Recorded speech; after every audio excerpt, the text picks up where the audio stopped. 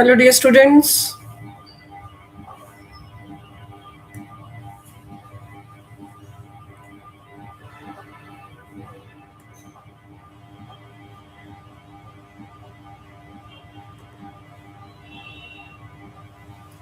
बेटे मैं इस वीडियो में सॉलिड स्टेट फिजिक्स के इम्पॉर्टेंट क्वेश्चन डिस्कस करने जा रही हूँ and I am going to share my screen. In between जो कुछ पूछना चाहे वो पूछ सकता है। तो let me start it.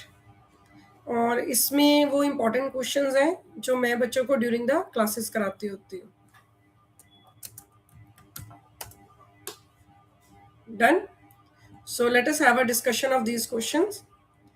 It would be very beneficial for all, क्योंकि पिछले साल जो पेपर हुआ है, पिछले साल नहीं 2022 में मैरिटोरियस का जो एग्ज़ाम हुआ था, उसमें से काफ़ी क्वेश्चंस थे जो इसके थ्रू मैंने देखे हैं।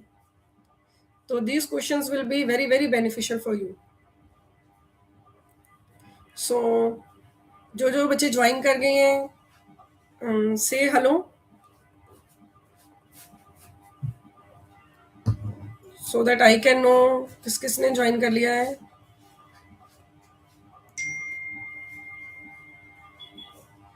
ओके नैन्सी, हेलो बेटे। Hello Shabnam, very good morning. Very good morning बेटे। तो करें क्वेश्चंस की डिस्कशन स्टार्ट। मैं स्क्रीन शेयर करती हूँ। ओके। सो तब तक आप बताइए कि सॉलिड स्टेट जो है उसमें अगर आपको खुद को थ्योरी में कोई डाउट है किसी टॉपिक में, तो आप मुझे बताओ, पहले अपन वो डिस्कस कर लेते हैं। किसी स्टूडेंट को सॉलिड स्टेट के किसी क्वेश्चन में कोई डाउट है तो आप मुझे बताइए। मीनवाइल मैं असाइनमेंट शेयर कर रही हूँ सेकंड पार्ट की। अच्छा, सेकंड पार्ट से हमारा क्या मीनिंग है, आप मुझे बताएंगे? सॉलिड स्टेट पार्ट 2 से मेरा क्या मीनिंग है? मैंने सॉलिड स्टेट को 2 पार्ट्स में डिवाइड करा था।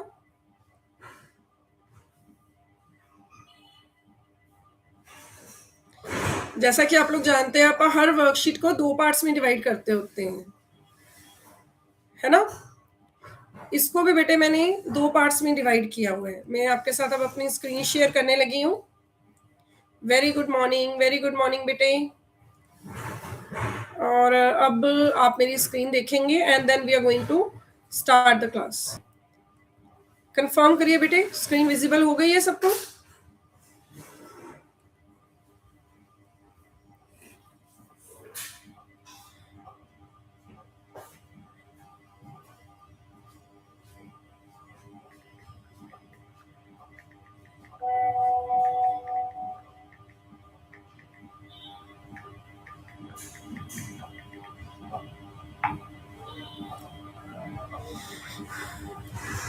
Kindly confirm, is the screen visible?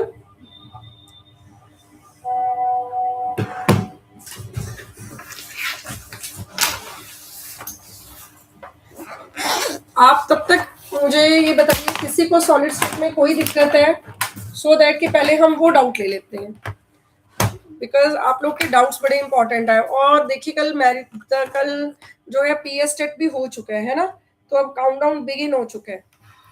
और एक छोटा सा लेक्चर बनाया है हमने कि लेक्चर कैडर और मास्टर कैडर कैसे एक दूसरे से काफी मैचिंग में है।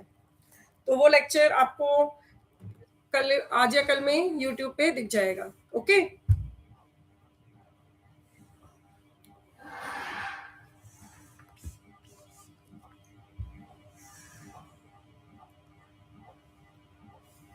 तो ये जो सॉलिड स्टेट 2 है,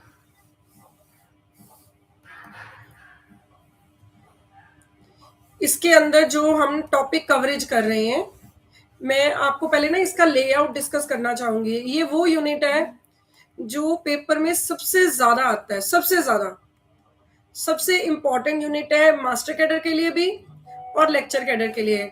आपको पता है हमारे लेआउट बड़े फेमस हुए हैं कि जो लेआउट मैम वाला होता है वो उसमें सारी क्लैरिटी होती है सिलेबस की।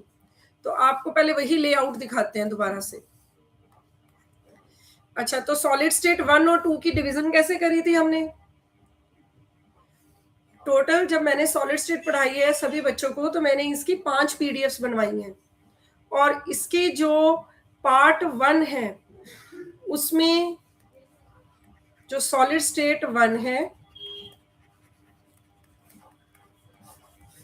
सॉलिड स्टेट 1 में सबसे पहले तो हमने बहुत तरह के क्रिस्टल्स पढ़े हैं। क्रिस्टल्स में जो ब्राविस लैटिस है, इस पे क्वेश्चन बहुत आता है, राइट। और उसके अलावा क्रिस्टल्स में एक्सआरडी पे क्वेश्चन तो हर साल आया है। एक्सआरडी का फॉर्मूला है ना वो 2d sin theta equals to n lambda, 2022 वाले में भी आया है। ये तो बड़ा फेवरेट क्वेश्चन है। पहले HKL प्लेन से D निकाला जाता है और D से फिर लैम्डा। कोई मुझे बता सकता है HKL प्लेन से D कैसे निकालते थे? Can anybody tell me? Very good morning, very good morning.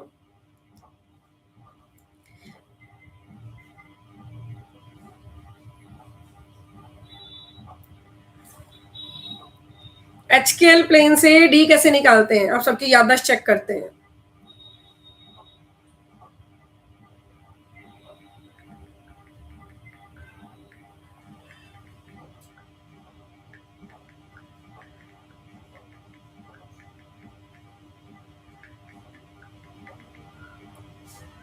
Very good morning बेटे।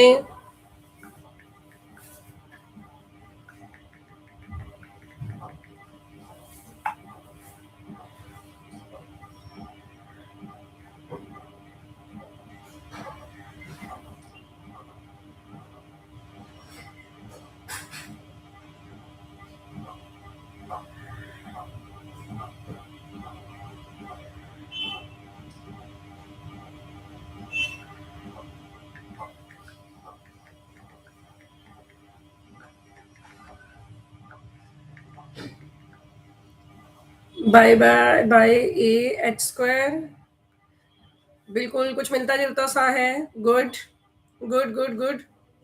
हाँ जी, ए अपॉन एच स्क्वायर के square L square under the root. अच्छा, ये ए कब ऊपर आता होता है? नहीं तो एच बाय ए होता है, के बाय बी होता है, एल बाय सी होता है ना?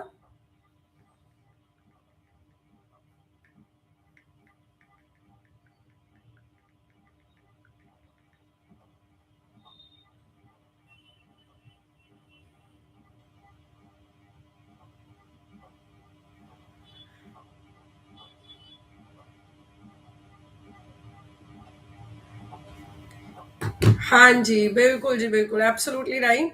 तो ये जो टॉपिक होता है ये कुछ इस तरह से जाता है।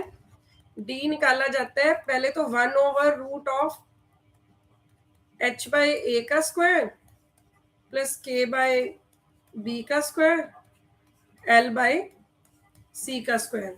फिर क्योंकि हम जो भी स्टडी करते हैं वो एफसीसी, बीसीसी और सिंपल क्यूबिक की स्टडी होती है, और इन सब में जो होते हैं क्योंकि क्यूबिकल स्ट्रक्चर्स हैं, तो जो भी क्यूबिकल स्ट्रक्चर्स होती हैं, क्यूबिकल स्ट्रक्चर्स के केस में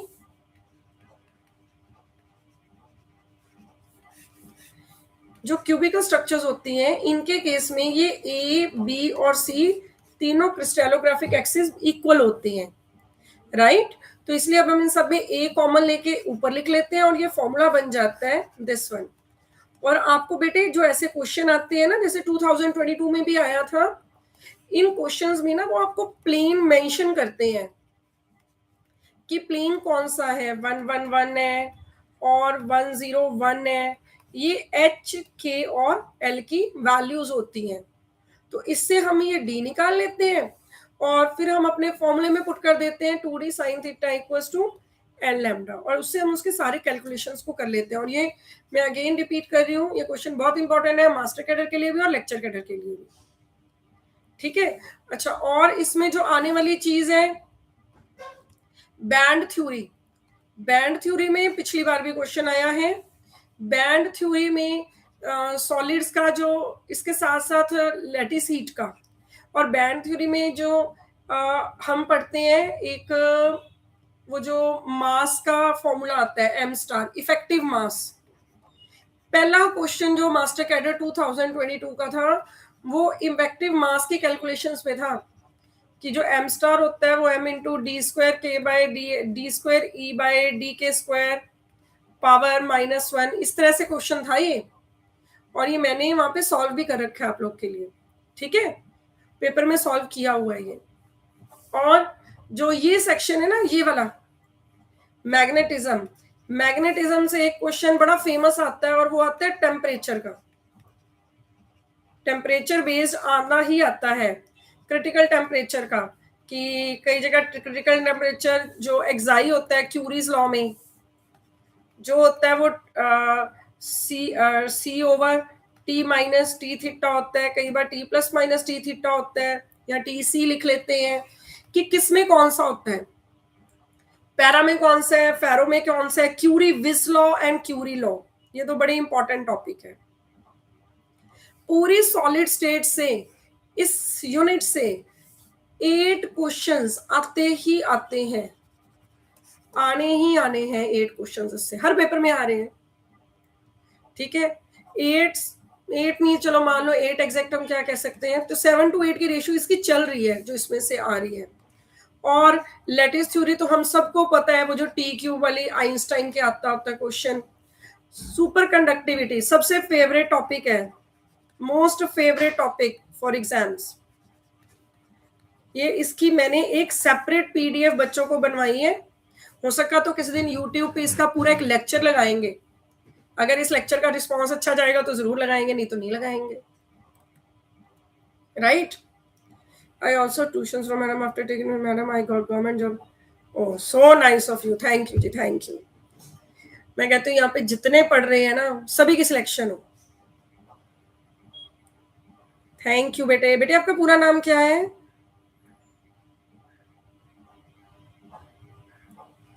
आपका पूरा नाम क्या है? बीरबला सिंह मिठाना। पूरा नाम क्या बेटे आपका?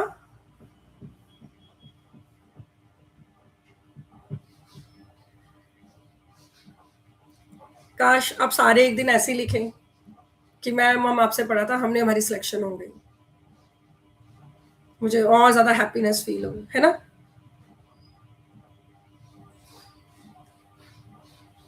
मैम ये सेम टॉपिक केमिस्ट्री में भी है पर वहां समझ नहीं आया था। ओके मुस्कान, मेरे पास से समझ आ गया था? क्या ये पढ़ा है आपने मेरे पास? अगर आपको करना है तो आप बता देना, अगर करा हुआ है तो जरूर। ओके समझ आ गया था, चलो गुड, अच्छी बात है बेटे। वो टीचर ही क्या जो अपने चीज बच्चों को समझा ना सके, है ना। चीज समझ आनी बहुत ज्यादा जरूरी है, टॉपिक जब तक समझ नहीं आएगा ना। और अब तो आप लोग बच्चे थोड़ी हैं, यू आर बिग वंस, आप खुद सारे टीचर्स हैं, तो एक टीचर ही टीचर्स को पढ़ा रहे हैं। अच्छा, सो नाइस ऑफ यू मुस्कान। चलो, आपको पता है जो लास्ट मास्टर कैडर में हमारी जो टॉपर थी ना, वो लड़की जो थी वो एमएससी बैकग्राउंड से, एमएससी केमिस्ट्री बैकग्राउंड से थी, और उसके हाईएस्ट मार्क्स फिजिक्स में आए थे, and I was so happy. Her name was Smiley Chhabra. Thank you बेटे, thank you. Yes Nancy, yes you know her, है ना। Yes, so the thing is it only matters कि आप अपना काम ईमानदारी से करें, और बच्चे यही चाहते हैं कि उनको ईमानदारी से पढ़ाया जाए, उनको थोड़ा सा ढंग से चीजें समझाई जाए। I also want only this thing.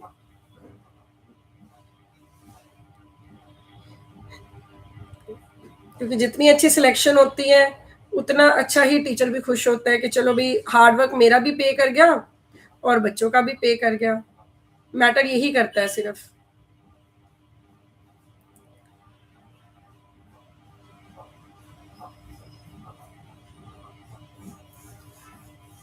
हाँ जी। अच्छा, अब इसमें से क्या क्या क्वेश्चन आते होते हैं सुपर कंडक्टिविटी से? मैंने बहुत डिस्कस किया हुआ है, मुझे श्योरली अच्छा सा आंसर चाहिए आप सबसे। और ये मैं कुछ इस तरह से तैयारी करवाती होती हूँ कि मुझे होता है टफ से टफ क्वेश्चन भी बच्चे का अटेम्प्ट होना चाहिए, एंड आई रियली वांट कि आप सबका टफ से टफ क्वेश्चन भी अटेम्प्ट हो.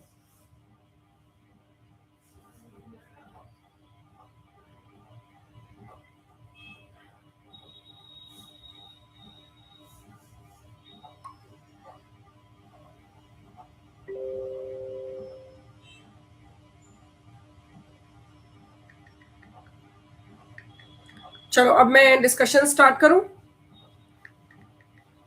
क्योंकि आज जो मैंने क्वेश्चंस चूज करे हैं उनका मेरा यही टॉपिक है. उनका हमने टॉपिक ही ये रखा हुआ है जिसमें कि हमारा superconductivity, magnetism, dia, para, ferro, इन सब के क्वेश्चंस आने हैं.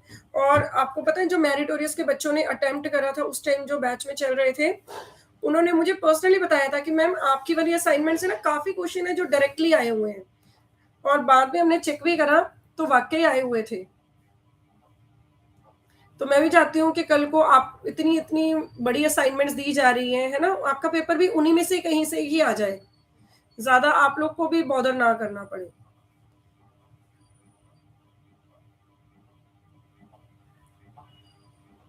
तो चलिए अब मैं असाइनमेंट ओपन करने लगी हूँ और असाइनमेंट की डिस्कशन स्टार्ट करने लगे हैं. एक बड़ी फ्रूटफुल डिस्कशन करते हैं. जिसको जो भी दिक्कत आए, this assignment have how many question it is having, क्योंकि थ्योरीज करके नहीं इतना पता लगता. 64 क्वेश्चन है बेटे, और ये 64 के 64 क्वेश्चन आई ट्राई कि आपके जरूर आज हो जाए. ठीक है, so shall we start with the assignment now.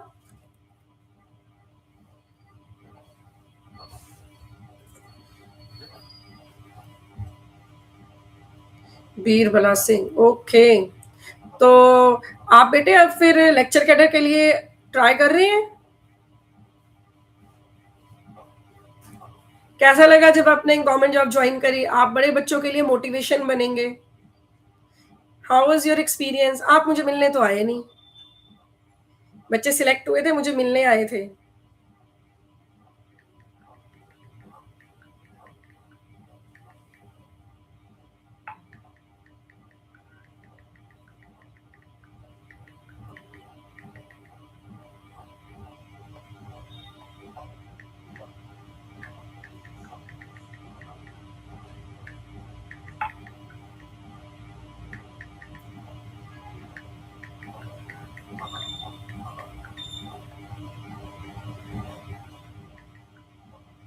चलो वर्कशीट स्टार्ट कराने लगी हूं मैं. वर्कशीट में सिर्फ एक मिनट बेटे,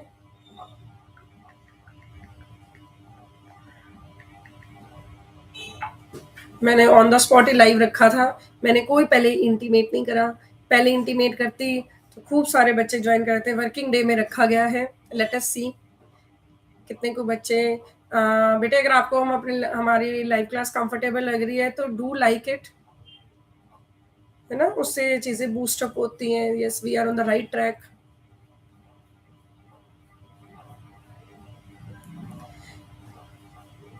चलिए अब हम करने लगे हैं इसकी वर्कशीट स्टार्ट, और इसकी वर्कशीट आराम से डिस्कस करेंगे.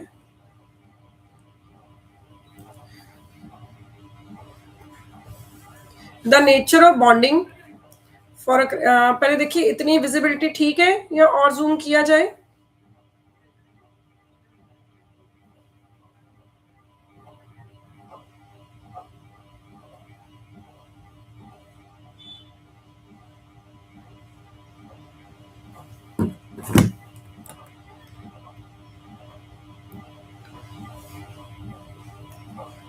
हाँ जी, आप बताइए फर्स्ट का क्या आंसर बनेगा?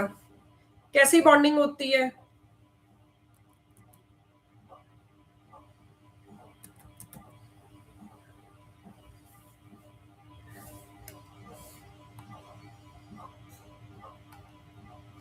इतने स्टूडेंट्स बैठे हैं, वर्कशीट का आंसर करिए फर्स्ट क्वेश्चन का.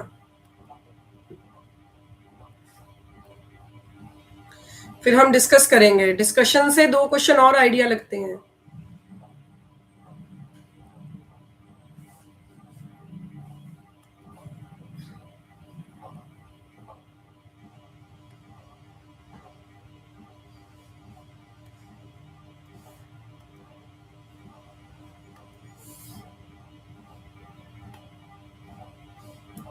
The nature of bonding for a crystal with alternate and evenly spaced positive and negative ions. Ions वाली कौन सी होती है? Yes, it is ionic. Yes. सबसे वीकेस्ट बॉन्डिंग कौन सी है इसमें?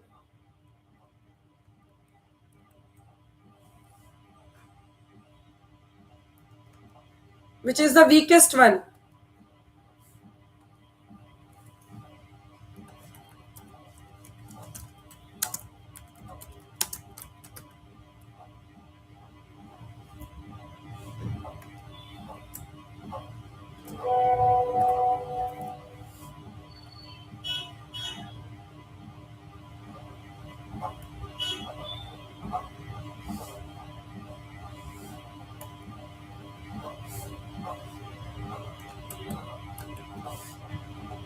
सबसे वीकेस्ट कौन सी है? It is the covalent bond. Covalent bond से ज्यादा वीक कौन सा बॉन्ड होता है? हेलो, हेलो बेटे, हेलो. डायपोल इंटरेक्शंस वीकेस्ट होती हैं. मेटालिक बॉन्ड भी स्ट्रांग होते हैं. सबसे वीकेस्ट बॉन्ड वैसे लिखे नहीं हुए. सबसे वीकेस्ट होती है hydrogen bonding.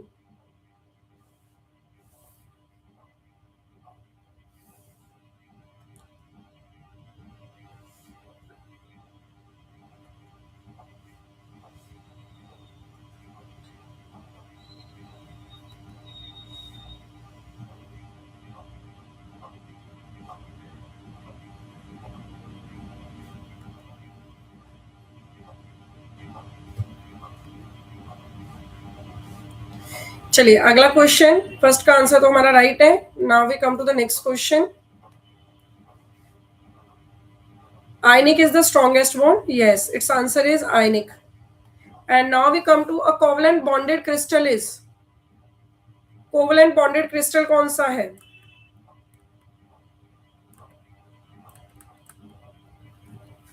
The covalent bonded crystal out of them is.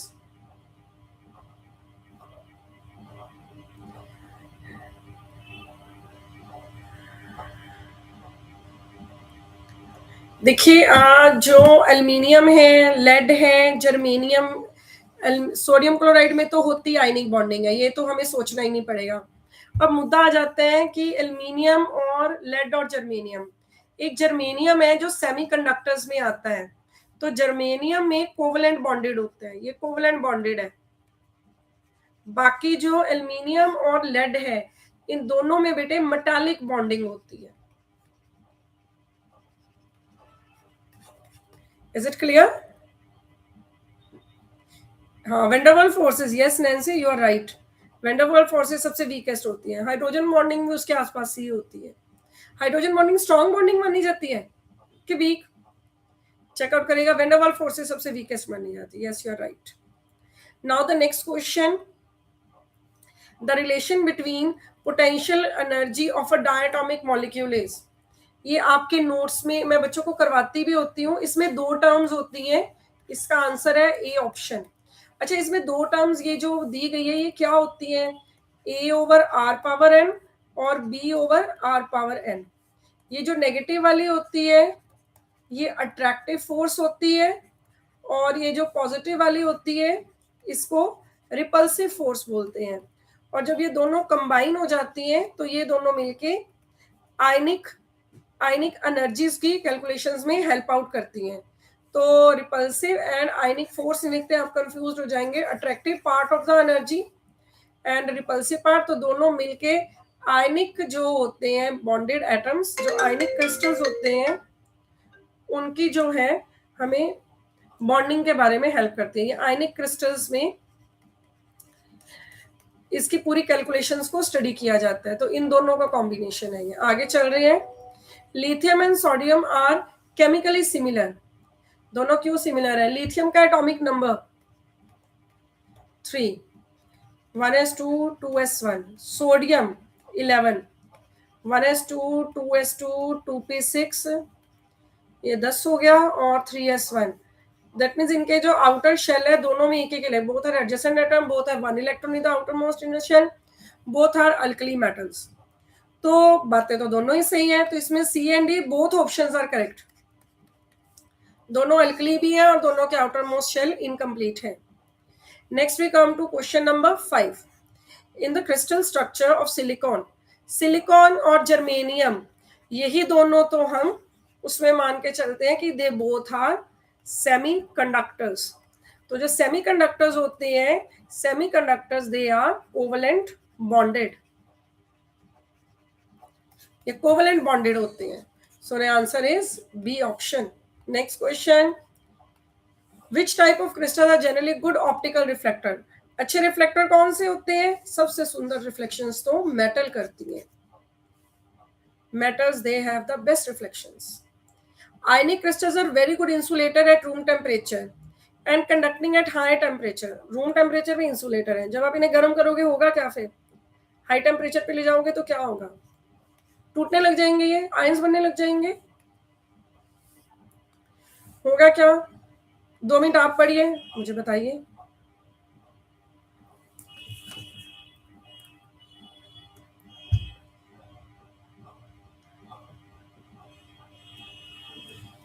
If you are liking the video तो थम्स अप करें कि ठीक पढ़ा रहे हैं हम.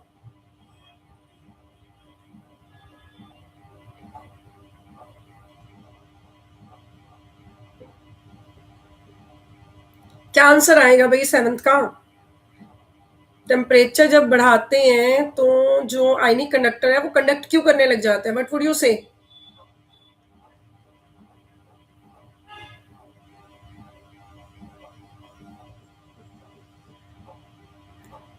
आइडिया दो, I am waiting.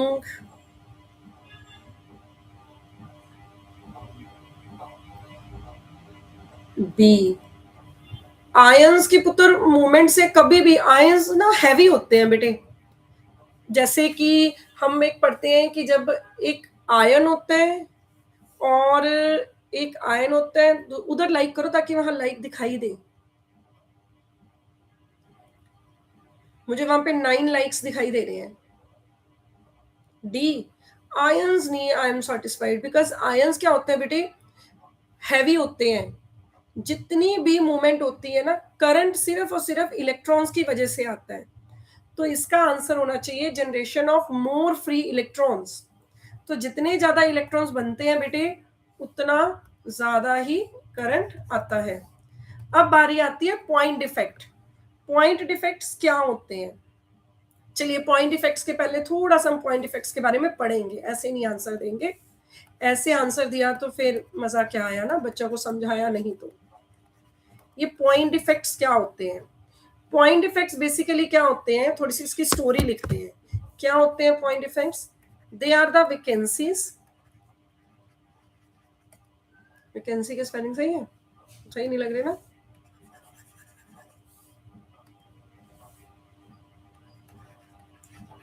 Vacancies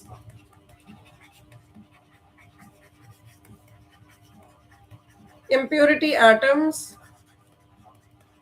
and interstitial sites. ये interstitial site वर्ड का मीनिंग क्या है?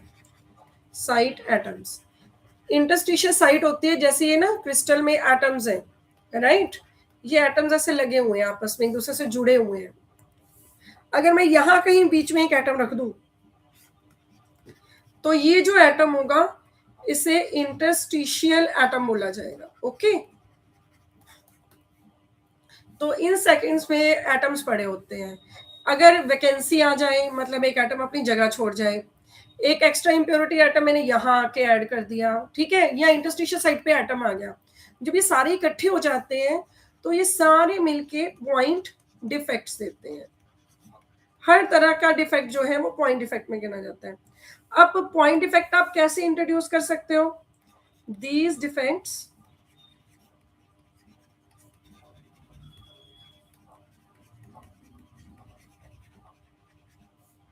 कैन बी इंट्रोड्यूस्ड बाय, बहुत तरीके हैं. फास्ट कूलिंग करके, दूसरा न्यूक्लियर इरेडिएशन. न्यूक्लियर इरेडिएशन करो और उनको बीच में ऐड ऑन कर दीजिए. एंड थर्ड थर्मल वाइब्रेशन से. तो you can do it in any of this methods and it will give results in point defects. Now we come to the question. अब पूछा क्या है, पॉइंट इफेक्ट क्या होते हैं. तो अब हमने पढ़ लिया है, तो आपको क्या लग रहा है, क्या आंसर होगा बेटे इस क्वेश्चन का? What would you suggest? Point effects crystal में क्या रिजल्ट करते हैं, किस वजह से आते हैं? Now you can hopefully answer it. I think you can answer both 8th and 9th questions.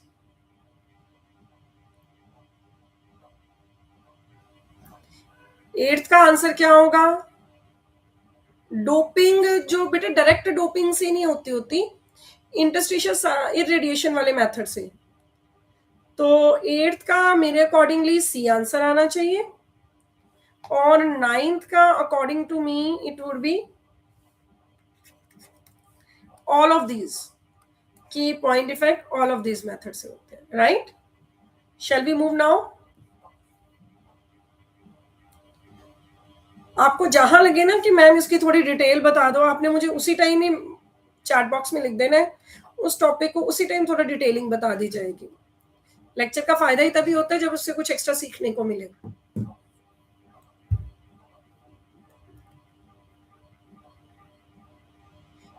Yes, so we have done up to 9 questions. Now we are at question number 10.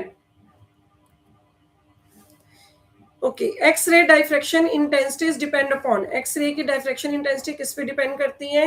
The electrons of innermost shell, the electrons of outermost shell, and the scattering from nuclei. Any electron shell. Shell का electron होना चाहिए, किसी मर्जी का हो. X ray diffraction में कभी नहीं बोला जाता कि outer shell electron. Outer shell तो इस चीज के लिए नहीं होता. किसी भी शेल से जब इलेक्ट्रॉन निकलेगा तो एक्सरेज निकल जाएंगी साथ ही साथ. Now we come to question number 10. Question number 10. In Debye theory of specific heat of solid, the frequency of vibrations of a lattice है. डिबाई पेटेट लॉ क्या थी? डिबाई ने क्या बोला था? डिबाई ने बोला था कि एक कंटिन्यूस स्पेक्ट्रम होगा जिसकी रेंज होगी. सो it is a continuous spectrum. और ड्यूलोंग पेटेट लॉ ने क्या बोला था? ये ड्यूलोंग पेटेट लॉ का आंसर है. अगर ड्यूलोंग पूछते तो ड्यूलोंग पेटेट लॉ हम ये बताते कि ड्यूलोंग पेटेट्स लॉ में ये बोला गया है. ये बड़े फेवरेट क्वेश्चन है इस चैप्टर के. और सम डिस्क्रीट वैल्यू ये आइंस्टाइन ने बोला था. आइंस्टाइन ने जो थ्योरी दी थी. तो ये जो थी कि न्यू से लेके न्यू प्लस डी न्यू तक पूरा रेंज आएगी, वो रेंज की सारी स्टडी जो है वो डिबाई ने दी थी. Is it clear? Now we come to the question number 12. Page कहाँ गया? 12 वाला. ओके, ये रहा. Thermal neutrons. थर्मल न्यूट्रॉन्स की ना एनर्जी का भी बड़ा क्वेश्चन आता होता है कि थर्मल न्यूट्रॉन्स की एनर्जी कितनी होती है. तो thermal neutrons they are more useful in the study of phonon. Phonon क्या होते हैं? What are फोनोन्स?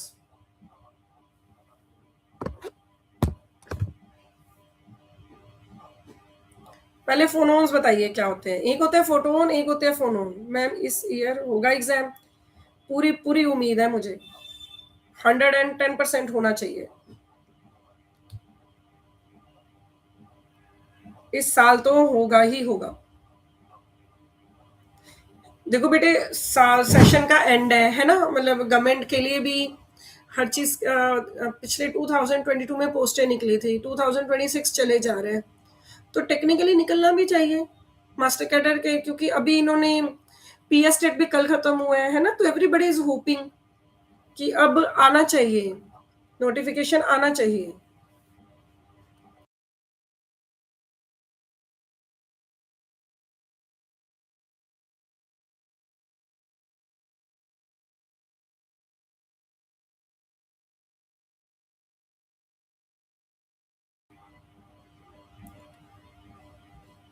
बोजोन्स होते हैं? नहीं नहीं नहीं, फोनोन्स बोजोन्स नहीं होते. कैन एनीबडी टेल मी फोनोन्स क्या होते हैं? मुझे बड़ा अच्छा लगेगा सुनकर.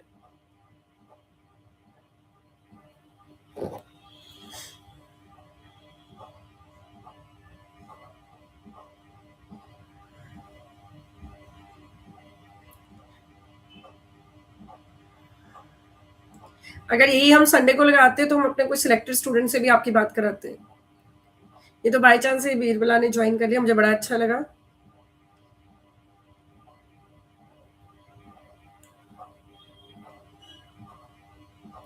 जल्दी बताओ कोई फोनोन्स क्या होते हैं। एक होते हैं फोटोन, एक होते हैं फोनोन। बोसोन्स चलो कह सकते हैं, बट फोनोन होते क्या है? एग्जैक्ट आंसर नहीं है ये नैन्सी।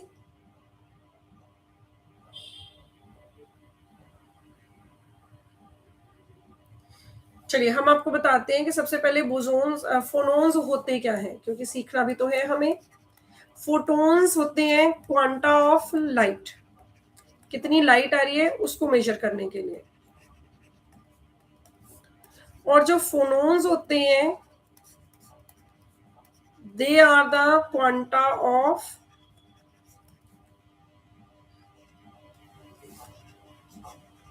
Crystals vibrations. सही क्यों नहीं चल रहा पेन? क्रिस्टल अच्छा नहीं लग रहा, क्रिस्टल दोबारा से डालते हैं। They are the phonons, they are quanta of crystal vibrations.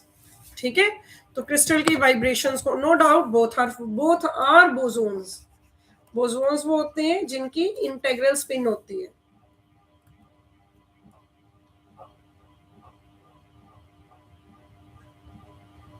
हाँ जी, हाँ जी, हाँ जी, हाँ जी, बिल्कुल। चलिए आगे चल रहे हैं अब हम। अच्छा, thermal neutrons they are more useful than electrons in the study of phonons. Thermal neutrons, सबसे पहले तो थर्मल न्यूट्रॉन्स की एनर्जी का क्वेश्चन जो वेरी वेरी वेरी इंपॉर्टेंट है, मास्टर कैडर में भी आया है। तो थर्मल न्यूट्रॉन्स की जो एनर्जी होती है, आपने इसकी एनर्जी याद रखनी है, 0.025 इलेक्ट्रॉन वोल्ट होती है। सबसे पहले तो एनर्जी, जिसकी अभी बात नहीं करी बट मैं फिर भी बता रही हूँ। अच्छा, they are more useful than electron in the study of phonon spectra because, क्यों होते हैं? बिकॉज न्यूट्रॉन का मास इलेक्ट्रॉन से हायर होता है, सिर्फ इस वजह से। या आप इस आंसर को याद कर लीजिए। चलिए आगे। According to free electron theory Sommerfeld's model, the energy can have discrete values. Energy की वैल्यू, एनर्जी की वैल्यू, हमारा एनर्जी का फॉर्मूला होता है, मैं ना बच्चों को राइमिंग से याद कराती हूँ, तो n square pi square h cut square upon 2ml square. ठीक है, अब यहाँ पे एच कट आपको कहीं नहीं दिख रहा ना, तो दैट मीन्स एच कट की वैल्यू लिखी हुई है h/2 पाई। तो h/2 पाई का स्क्वायर 2ml स्क्वायर। तो n square pi square h square upon 4 pi square, 4 और 2 8 ml स्क्वायर। पाई से पाई गया कट। तो 2 स्टेप करने में कोई टाइम नहीं लगता, आंसर सही लिखना बड़ा जरूरी होता है। n square h square upon 8ml square. Is 13th question fine? Shall we forward towards the 14th question? चलें 14th की तरफ।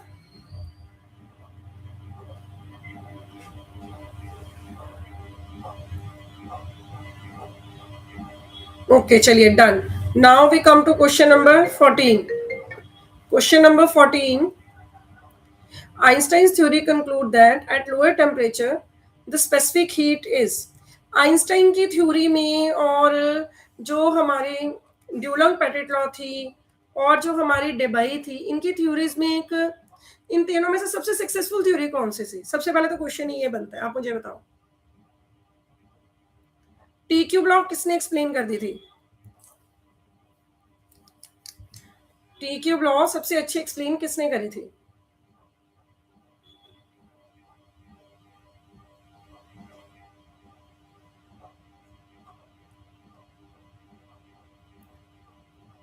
क्योंकि 3 थ्योरीज आई थी। पहली आई थी ड्यूलंग एंड पेटिट लॉ, फिर आई आइंस्टाइन और फिर आए डेबाई। सबसे सेटिस्फैक्टरी रिजल्ट्स किस थ्योरी के रहे?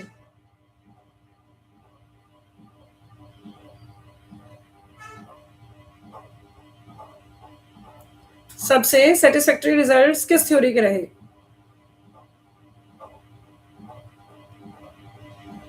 ये देवते क्या है अर्शदीप? अच्छा वो ऑटो करेक्ट कर दिया क्या फोन ने? दुबई, यस, ये फोन ऑटो करेक्ट कर देता है ना कई बार। Yes, the most successful theory is Dubai, absolutely, yes.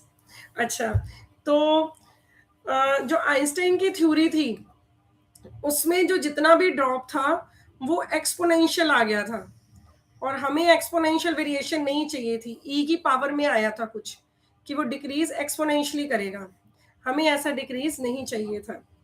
तो हमारा जो डिक्रीज था हम चाहते थे टी क्यूब लॉ से हो, तो आइंस्टाइन थ्योरी कंक्लूड कि वो एक्सपोनेंशियली। अच्छा, अब आइंस्टाइन थ्योरी कर ही रही है तो आइंस्टाइन थ्योरी का टेम्परेचर याद है आप सबको, theta D, sorry theta E लिखें भाई हम इसको, theta E is H new E bye के, इट इज आइंस्टाइन टेम्परेचर। इस पे न्यूमेरिकल आया है, इस पे न्यूमेरिकल बहुत ज्यादा आता है, 2022 में इस पे न्यूमेरिकल है, इसमें या डबई में से किसी एक एक न्यूमेरिकल जरूर है, न्यू डी बाय के। अच्छा, ये न्यू डी क्या है, ये डबई फ्रीक्वेंसी है, और ये न्यू ई क्या है बेटे, ये आइंस्टाइन्स फ्रीक्वेंसी है, ठीक है। और थीटा टेम्परेचर होता है, k is Boltzmann constant and h is Planck's constant, right. चलिए, now we are moving forward. अब हम अपने क्वेश्चन पे वापस आते हैं। ये जो नीचे वाला रिजल्ट है, इस रिजल्ट में आप दो टर्म्स देख रहे हो, मैं ज्यादा जूम कर रहा है आपको दिख जाए, ऑल्दो यहाँ से टाइपिंग मिस्टेक हुई पड़ी है, एक में टी आना है एक में एल आना है, तो सेकेंड टर्म को मैं सबको एल कर रही हूँ। अब आप मुझे बताओ ये टी और एल क्या सिग्निफाई कर रहे हैं, ये टी और एल क्या सिग्निफाई कर रहे हैं, जल्दी, मैं वेट कर रही हूँ, मैंने क्वेश्चन करवाना है, याददाश्त पे जोर डालें, पेपर आ गए हैं। टी और एल क्या सिग्निफाई कर रहे हैं,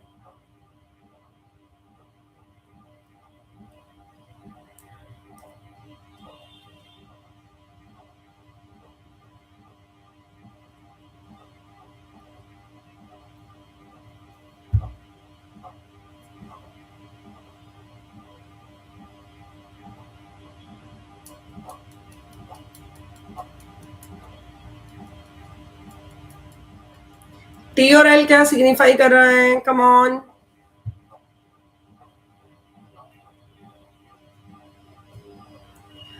चलिए, तो टी और एल के बारे में फिर मैं ही बता देती हूँ, आप सबका तो मुझे आंसर नहीं आ रहा है।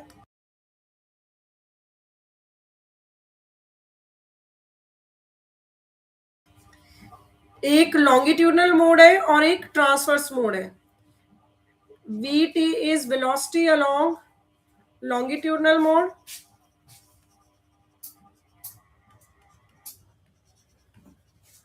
and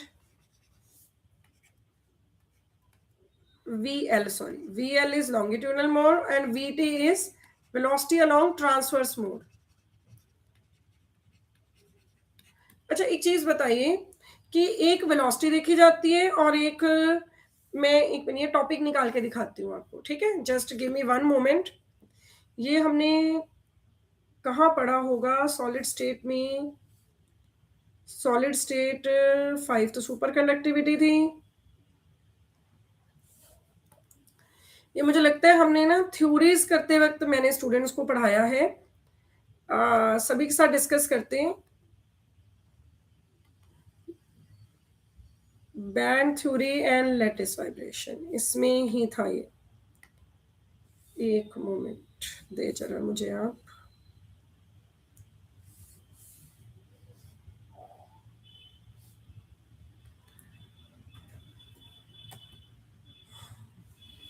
ये रहा कि it has two types of elastic waves, longitudinal waves one mod and transverse. अंदर वाली टर्म्स वेलोसिटी बताती हैं और जो न्यू है वो इसकी फ्रीक्वेंसी बताता है, तो ये डिस्प्लेसमेंट ऑफ वेव के लिए हम यूज करते हैं, ठीक है। The crystal has two type of waves, ये यहाँ डिस्कस होता है जब सॉलिड स्टेट कराया जाता है, ओके। एंड देन अब भी हम अपने बैक आते हैं असाइनमेंट पे ही।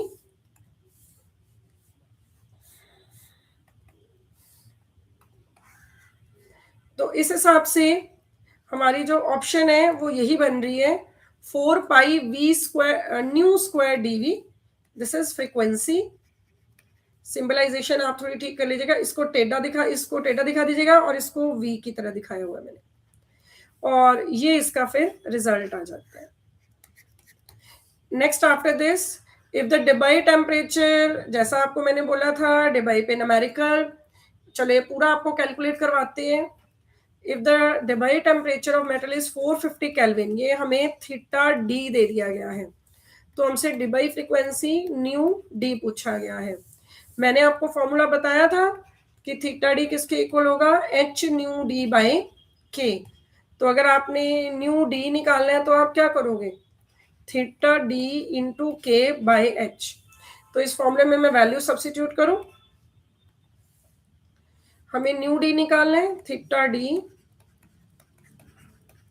इंटू के बाय एच। टेम्परेचर हमें गिवन है 450 केल्विन।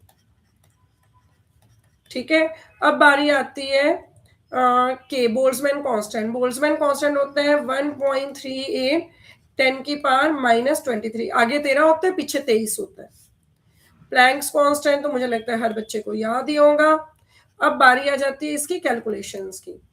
कैलकुलेशन में 450 है कि 459 है, 450 है।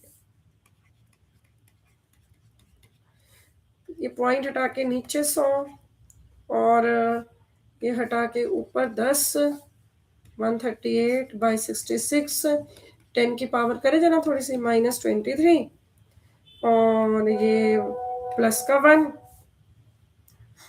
माइनस के 2, और 34 भी ऊपर जाके प्लस का हो गया।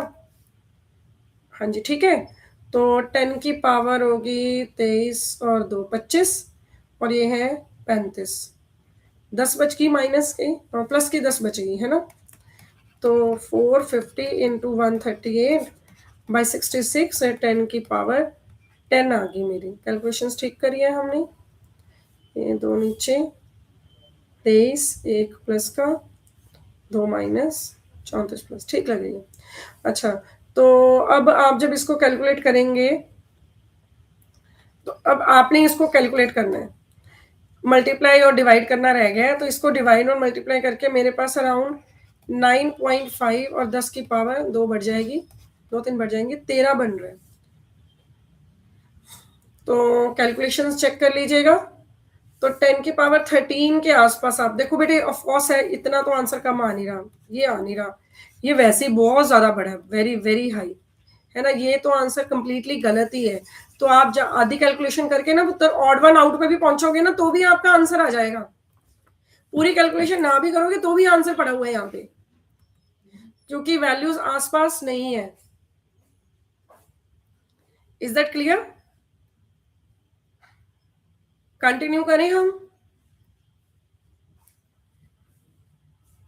shall we continue it now? ये न्यूमेरिकल सबको समझ आना बहुत जरूरी है।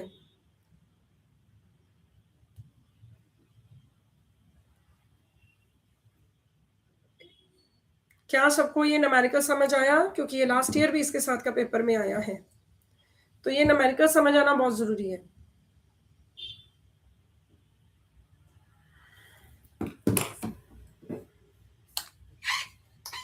फिर आगे बढ़े ना अपन।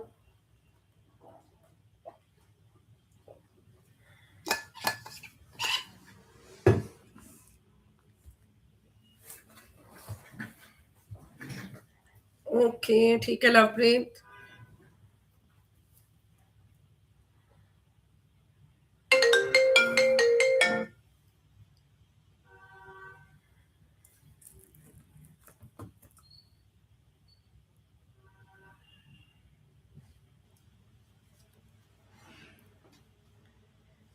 ठीक है अर्शदीप, डन बेटे।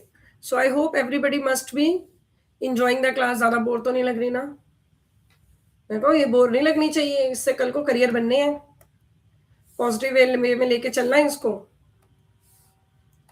हाँ जी, तो at lower temperature the lattice specific heat varies as T cube, इसी का ही तो सारा रोला था, इसको सारे सॉल्व करने लगे हुए थे। Now we come to question number 18. Dulong and Pettit law obeys at room temperature for many matter. Sorry, while it fails for light elements such as boron, beryllium.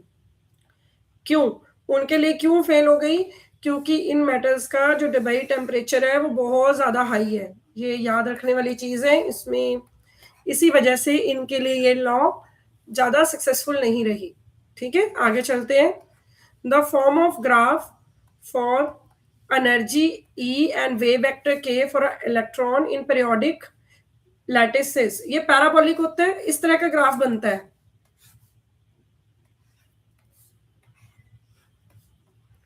Energy versus K vector, इस तरह के parabolic graph बनते हैं ये। Now we come to the next question. A semiconductor with equal concentration of acceptor and donor type impurity is termed as, जिसमें number of acceptors और number of जो क्या कहते हैं डोनर एटम्स की जो इम्प्योरिटीज है, एक्सेप्टर होते हैं पी टाइप और डोनर होते हैं एन टाइप। तो ऐसे को हम कंपनसेटेड बोलते हैं। इंट्रिंसिक तो वो रहा ही नहीं जब इम्प्योरिटीज आ गई। एम्फोटेरिक, इसमें तो कोई वर्ड ही नहीं होता सेमीकंडक्टर्स में। This is not in our vocabulary, ये तो केमिस्ट्री का है एम्फोटेरिक। क्या होते हैं केमिस्ट्री में एम्फोटेरिक? मुझे कुछ इतना कोई याद है, जो बेस नहीं होते और जो एसिड भी नहीं होते, ऐसा कुछ होता है, याद कराना मुझे। हाँ जी, हाँ जी, कल ही होएगी, मैंने मैसेज डाल दिया लवप्रीत, टेस्ट कल तक अपलोड रहेगा वहां पे, डोंट वरी, वैसे डल चुका है। पहले मुझे आप सारे ये बताओ एम्फोटेरिक क्या होते हैं। केमिस्ट्री वालों, केमिस्ट्री भी तो पढ़ रहे हो, पेपर में केमिस्ट्री भी आनी है, बताओ जरा जल्दी। मतलब अच्छा, जो एसिड और बेस दोनों होते हैं, okay, both acid and base properties, okay, ठीक है, ठीक है, डन। तो उनको एसिडिक और बेसिक प्रॉपर्टी दोनों होंगी, ओके, तो उनको हम एम्फोटेरिक बोलते हैं। ठीक है, तो ये वर्ड हमारा है ही नहीं, ये तो है ही केमिस्ट्री वालों का। चलो, तो next is question number 21। An insulator is really a semiconductor. एक इंसुलेटर सेमीकंडक्टर कब होता है? जाकर हो सकता है हायर टेम्परेचर पे, क्योंकि हायर टेम्परेचर पे हो सकता है उसके कुछ इलेक्ट्रॉन्स निकल आए और उसका क्या कहते हैं बॉन्डिंग कुछ शो कर दे, क्योंकि सेमीकंडक्टर ही है जो टेम्परेचर इंक्रीज करने पे जिनकी रेजिस्टेंस डिक्रीज करती है और करंट उनका इंक्रीज करता है। वो प्रॉपर्टी एक सेमीकंडक्टर ही दिखाता है। The nature of bonding in solid argon is, ये एक इसलिए स्पेशली सॉलिड आर्गन बोला गया क्योंकि सॉलिड आर्गन में वैन डर वाल्स फोर्सेस होती हैं। ये एक एक्सेप्शन है। एक्सेप्शन के आपको 2-3 क्वेश्चन मिलेंगे इस वर्कशीट के अंदर। सॉलिड स्टेट सारी याद करने वाली है, बादाम खाई जाओ और सॉलिड स्टेट को याद करी जाओ। चलिए आगे चल रहे हैं। Nature of bonding in copper is, copper तो प्योर एक मेटल है, तो it is metallic. The effective mass of electron in semiconductor, semiconductor में मास पॉजिटिव भी हो सकता है और नेगेटिव भी हो सकता है। ठीक है, now we come to very very very important question, जो बच्चों को मेरी वर्कशीट हमारी काफी टाइम से यही चले आ रही है क्योंकि क्वेश्चंस बहुत अच्छे हैं इनके, और ये मैरिटोरियस के 2022 में सेम क्वेश्चन आया हुआ है, सेम। बच्चों ने मुझे खुद आके बताया था, मैम आपकी वर्कशीट का क्वेश्चन आया हुआ है ये, and we are very happy कि सही करा रहे हैं भाई, तभी शायद आया है। चलो, हाँ जी। Which of the following statement about semiconductor is not true? सही नहीं पूछी, गलत पूछी है। Type 1 superconductor is completely diamagnetic, हाँ जी, ये completely Meissner effect strictly follow करते हैं ये। Type 2 up to certain value follow करते हैं, हाँ जी, ये इनमें बात ये सही है। Type 2 super zero resistivity up to, बिल्कुल, क्योंकि जो टाइप 2 सेमीकंडक्टर है ना उसमें 2 पॉइंट्स आते हैं Hc1 और Hc2, उसके बीच इसकी वोटेक्स स्टेट आती है। And next after this both exhibit sharp, नहीं, दोनों में नहीं होता, टाइप 1 में नहीं होता फॉल, टाइप 2 में होता है। ट्रांजिशंस टेम्परेचर वगैरह वाले में, कि टाइप 1 में तो नहीं, सॉरी, टाइप 1 में होता है, टाइप 2 में कर्व आता है। आप ना इनके ग्राफ देखिएगा, टाइप 1 और टाइप 2 के, आपको दिखाते हैं, रुकिए। सुपर कंडक्टिविटी की तो यहीं पे पड़ी हुई है, सबसे इंपॉर्टेंट वाली थी ये तो, सॉलिड स्टेट 5, ये रही।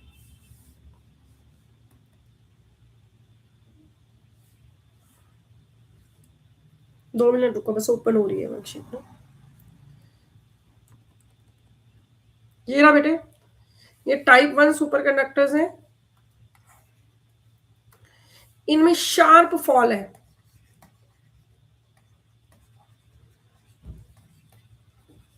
और जो टाइप 2 होते हैं, ये देखो बेटे, ये टाइप 2 का ग्राफ है। टाइप 2 में ना एक वोटेक्स स्टेट आ गई है दोनों के बीच में, जो टाइप 1 में विजिबल नहीं होती है। तो ये इनमें एक सबसे बड़ा ड्रास्टिक चेंज होता है दोनों में। तो दोनों एक जैसा ग्राफ नहीं फॉलो अप करते, राइट। तो इसीलिए जो टाइप 2 है, कितने क्वेश्चन पे पहुंच गए थे हम? हाँ, तो इसके ये ऑप्शन गलत है फिर हमारे, this is the wrong option. तो हम इसको टिक लगाएंगे। Okay, next we come to, can I continue? Can I continue with the class?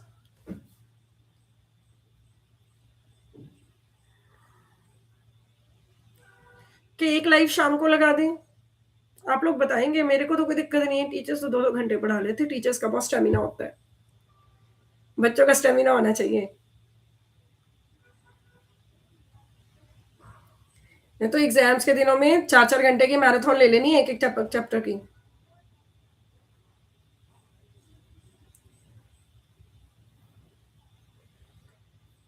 Digestion capacity है सबकी, करा दूं? Arshdeep, no ma'am.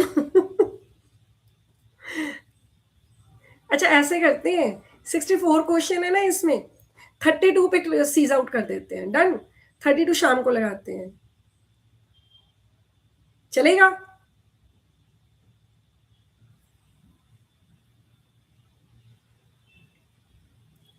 चलो डन है ना, मैं थोड़ा बीच वाली बात करते हैं ना। चलिए डन, आगे चलते हैं अब हम। Number 26, in superconducting state, superconducting state में क्या होता है? सुपर कंडक्टिंग स्टेट में थर्मल कंडक्टिविटी भी डिक्रीज करती है, एंट्रोपी भी डिक्रीज करती है। आपने ना ये सारा पढ़ना है कि सुपर कंडक्टिविटी स्टेट में क्या बढ़ता है, क्या कम होता है। ओके, आगे चलिए। Next after this, the temperature at which conductor become a superconductor is known as, क्या बोला जाता है उसको? उसका ट्रांजिशन टेम्परेचर। ओके, चलिए आगे चल रहे हैं, ये तो सिंपल सा क्वेश्चन था।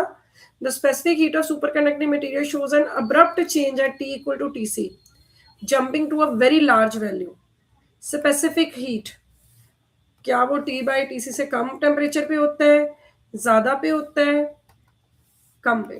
क्योंकि क्रिटिकल टेम्परेचर के बाद तो उसकी प्रॉपर्टीज ही बदल जाती है। Okay, and then afterwards, superconductors are generally, क्या होते हैं सुपर कंडक्टर्स जो होते हैं, सबसे पहले तो वो परफेक्ट डायामैग्नेट्स होते हैं। परफेक्ट डायामैग्नेट से मेरा मतलब है कि जिनकी ससेप्टेबिलिटी एक्साई जो है वो -1 होती है। ओके, तो फेरा और एंटी फेरो की तो बात ही खत्म होगी। मोनोवेलेंट मेटल्स तो ये होते ही नहीं है, ठीक है।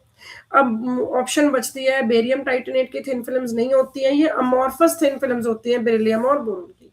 अब देखो ये भी आपको याद रखना पड़ेगा, है ना, कि सुपर कंडक्टिंग मटेरियल किस में दिखाई देती है। एक्चुअली ये जो होते हैं ना, ये हाई टेम्परेचर सुपर कंडक्टर्स की कैटेगरी में आते हैं, HTSC में। HTSC में एक सुपर कंडक्टर आता है जिसको हम बोलते हैं लेबको, जिसे 1, 2, 3 सेमी कंडक्टर बी बोला जा, सुपर कंडक्टर बी बोला जाता है। तो देखो हम पढ़ते आए ना कि super conductivity low temperature phenomena है, जैसे कि जो हीलियम है वो 4 केल्विन पे जाके सुपर कंडक्टर बना। अब 4 केल्विन जो है वो लाना बड़ा डिफिकल्ट टास्क है। तो जो सुपर कंडक्टिविटी है उसको हाई टेम्परेचर पे लाने के लिए, कि थोड़ा रीजनेबल टेम्परेचर पे भी काम होने लग जाए, तो इसलिए फिर कॉम्बिनेशंस बनाए गए। तो उसमें से एक कॉम्बिनेशन ये लेबको बनाया गया है। लैंथिनम, बेरियम, कार्बन, कार्बन है, कोबाल्ट है, कार्बन है कि कॉपर है, ये मुझे देखना पड़ेगा। लैबको में ये क्या होता है, देखिए क्या होता है। एक सेकंड, इतने डाउट लेके क्या चल रहा है ना। यहाँ लिखा हुआ है मैंने, high temperature super conductors.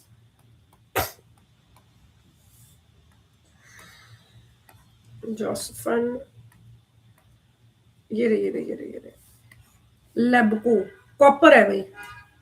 C U stand for copper, 1 2 3, so इसका 90 केल्विन पे होता है, ठीक है। So it is at 90 kelvin, तो ये कॉपर है और ये 90 केल्विन पे। Okay, now the next thing, we are at question number 30 now. 32 करने हैं हमने अभी। ऐसे क्या नंबर है 32, 35 करते हैं।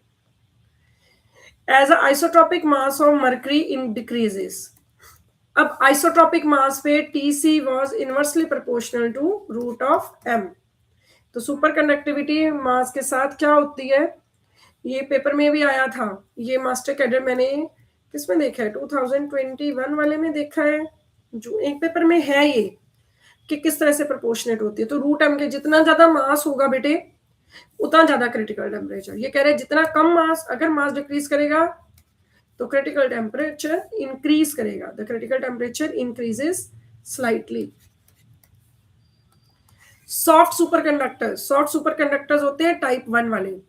तो टाइप 1 वाले मिजनर इफेक्ट भी फॉलो करते हैं, सेल्स भी। तो सॉफ्ट वाले हैं टाइप 1, हार्ड वाले हैं type 2।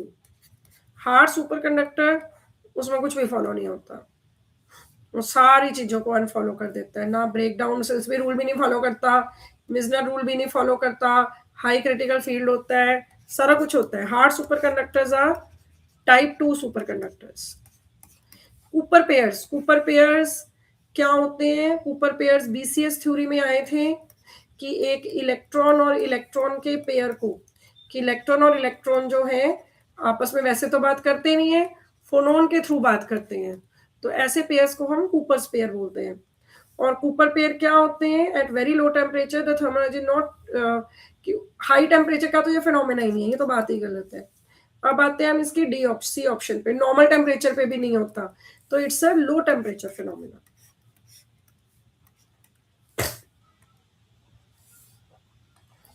Now we come to question number 34.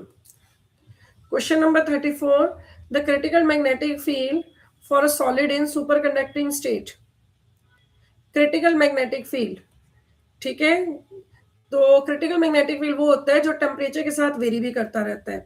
तो doesn't depend upon temperature, increases if the temperature increases, increases if the temperature, अगर टेम्परेचर डिक्रीज करोगे तो उसकी सुपर कंडक्टिविटी को खत्म करना और मुश्किल हो जाता है। C. And last question for today's lecture, magnon in ferromagnets. Magnon जो मैग्नेटिक एनर्जी का क्वांटा होते हैं, डिक्रीजेस द मैग्नेटाइजेशन। हमने 35 कर लिए, 36 आपको नेक्स्ट लाइव का मैसेज आ जाएगा, उसमें हम कर लेंगे, ठीक है। आज का लेक्चर आपको अच्छा लगा? How was today's lecture? अब जिसने लाइक नहीं करा है वो लाइक कर दो और लास्ट मैसेज करें, और फिर अपन नेक्स्ट लाइव में मिलेंगे। टॉपिक समझ आया बेटे?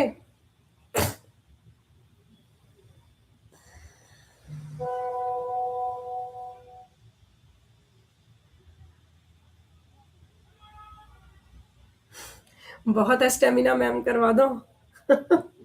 अच्छी बात है बेटा, करोगे तो आप ही की सिलेक्शन होगी, सिलेक्ट हो जाओगे, लाइफ बन जाएगी, है ना। थैंक यू बेटे, थैंक यू सो मच। बस ऐसे ही खुश होके रिलैक्स्ड होके अपनी पढ़ाई करते रहिए, वाहिगुरु जी आप पे मदद करेंगे।